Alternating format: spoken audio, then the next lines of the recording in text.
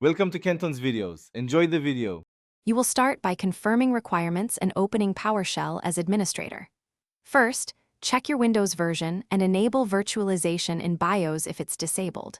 Once done, run the initial command to enable WSL and the virtual machine platform. This kicks off necessary components.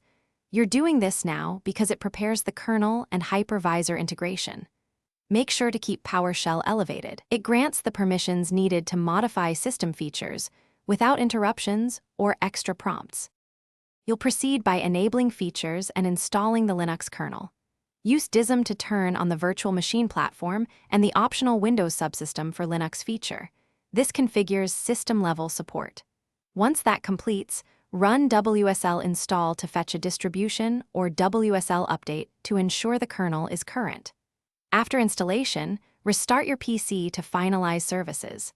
When your system returns, check WSL list verbose to verify distributions and default versions, so you confirm WSL. You finish by setting your default distribution and ensuring it runs under WSL2. Use WSL set version distro name 2 for best compatibility and WSL set default to choose what launches.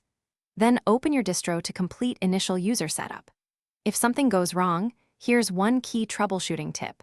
Update WSL with WSL Update. Verify Hyper-V and Virtual Machine Platform are enabled in Windows features. And reboot. That combination fixes most kernel and service startup failures quickly, letting you return to the shell. Thanks for watching. Consider subscribing if we helped you.